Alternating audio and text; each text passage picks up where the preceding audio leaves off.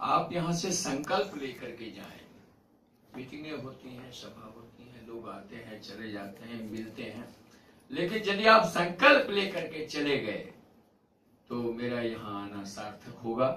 आप हाथ उठा करके खड़े होकर के ऐसे कहें कि हम 100 पेड़ लगाएंगे या लोगों से लगवाएंगे। तो बहुत लगा देंगे, मुझे बहुत खुशी होगी। मैं जीवन के शांत बेला में खड़ा हूँ, यहाँ दरख्तों के साए में धूप लगती है। चलो यहाँ से चले उम्र भर के लिए। देश आपको चलाना है, नौजवानों को चलाना है। मोदी जी बहुत कुछ कर रहे हैं। वो मन से मोदी है, जैसे मन से राम होता है, लेकिन मोदी को मारने के लिए सारी ताकत लगी हुई है, तंत्र मंत्र सब। सोनिया गांधी और राहुल गांधी सब लग रहा है कि ये पाकिस्तान की लड़ाई हो रही है इस देश में। बहुत दुख होता है कि जो व्यक्ति कुछ कर रहा है उसको करने नहीं, तो जल्दी से मोदी मर जाए। एक सिस्टम में बदलाव आया है, सिस्टम में बदलाव आया है। हमारे मैं सीमांचल से आता हूँ, सीमांचल समझते हैं। उत्तर बिहार परती परी कथा और मैला आंचल की वो धरती है। सजन रे झूठ मत बोलो, खुदा के पास जाना है। यहाँ हाथी है न घोड़ा है, वहां तो पैदल ही जाना है।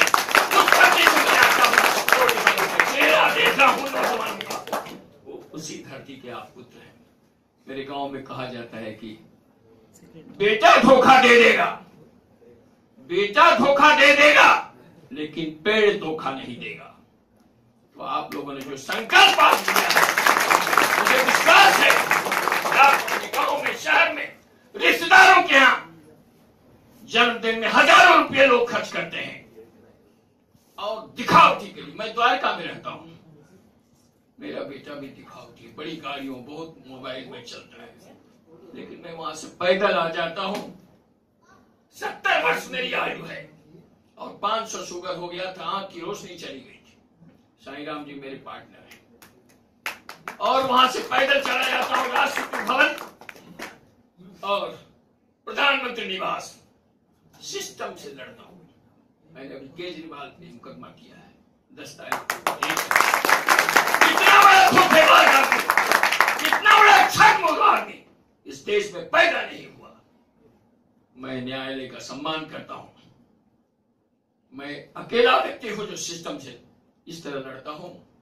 अभी जो न्यायाधीश सेवानिवृत्त हुए वकील साहब जानते होंगे, जेपी दत्तू जी हैं, उनकी फाइल पर मैंने बहुत कार्रवाई की, बहुत कंप्लेन किया, बहुत लोगों ने बहुत धमकाया मुझे। मैंने कहा मरना तो है ही यार। मैं कर्नाटक चला गया, हजारों बीघे जमीन उनकी बीवी के नाम पे, और अभी फिर मोदी सरकार ने उनको मान मनोबल दिया। मैं सार्वजनिक मंच से नहीं कहना चाहता हूं, विषय पे अब मैं आता हूं। आप सिर्फ एक संकल्प लेकर के जाएं। किसी के जन्मदिन में हम जाएंगे तो उनको कहेंगे पेड़ लगाइए, किसी के शादी में जाइए तो कहिए भैया 5 पेड़ तो लगा दो अपनी बेटी के लिए। खुले एक केजरीवाल, एक दामिनी के लिए सुप्रीम कोर्ट का दरवाजा रात को खटकाता था। मैंने 2000 दामिनी की लिस्ट दी है और करोड़ों रुपया मीडिया में दिया जा रहा है। इस देश में मीडिया ट्रायल हो रहा है।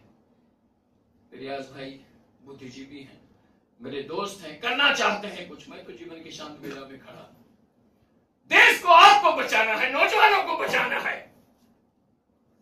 पाकिस्तान और हमारा देश, यह देश हिंदू मुस्लिम सिख ईसाई का देश है। मुझे फख्र है कि मैं इस्लाम को मानता हूं और इस्लाम से बड़ा धर्म इस दुनिया में नहीं है, लेकिन एक साजिश के तहत इस्लाम को बदनाम किया जा रहा है। मुसलमान का अर्थ होता है मुसल्लम ईमान, जिसका ईमान सही है वही सच्चा मुसलमान है। लेकिन सारी राजनीतिक पार्टियां अपने वोट बैंक के लिए मुसलमानों को सबसे, और दाढ़ी वाले टोपी वाले को आगे ले आएगा, वो कहेगा कि बस अल्लाह जी बस आशीर्वाद दे दो, अल्लाह हुक्म करो। तो इन चीजों को जो नौजवान मुसलमान हैं, इसलिए अभी हम लोगों ने एक भारतीय मीडिया विकास परिषद बनाया है और जंतर मंतर इसी 28 तारीख को बड़ा समारोह, मीडिया ट्रायल और मीडिया के खिलाफ भी जन आंदोलन चलना चाहिए। पर्यावरण की रक्षा आप कर सकते हैं, कोई नेता नहीं करेगा, आपको करना पड़ेगा। पेड़ आपको कभी धोखा नहीं देगा। अब पेड़ लगाइए ना, तो देखिए उसका का आनंद लीजिए। मैं जब अपने गांव जाता हूं तो नीम के पेड़ के नीचे उपन्यास पढ़ता हूं, पंडित नेहरू की आत्मकथा पढ़ता हूं, तो बड़ा आनंद आपको आएगा।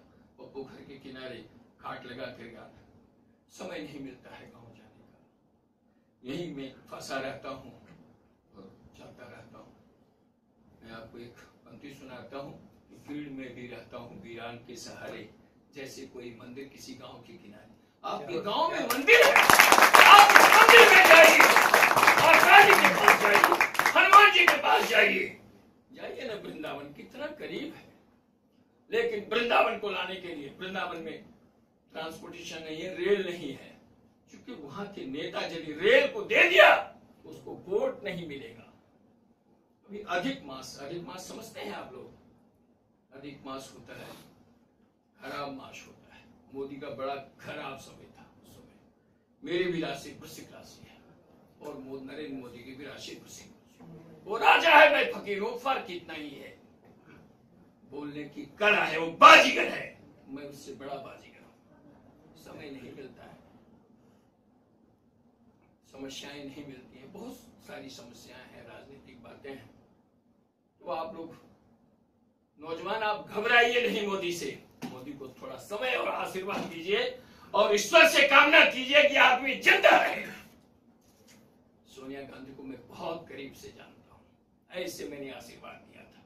और पिछले 1 वर्ष के 1.5 साल के बाद मैं अभी दर्शन पर गया था। माधवन ने कहा कि ले जाना चाहता हूं, मैं अभी नहीं ले जाऊंगा। वो बिल्कुल एंटी हिंदू है, सिर्फ क्रिश्चियन को जानती है। सार्वजनिक मंच से चूंकि विषय से भटकना नहीं चाहिए और लगेगा कि कहां से ये बुढ़ा बक कर रहा है, लेकिन मेरी बात में दम है। और आप जो नौजवान मेरी बात सुन रहे हैं, आप अपने घरों में, अपने रिश्तेदारों में बस पेड़ लगाइए, एक नारा दीजिए, पेड़ लगाओ देश बचाओ, पेड़ लगाओ देश बचाओ। यदि आप इस संकल्प को ले गए, मेरा आना यहाँ सार्थक होगा।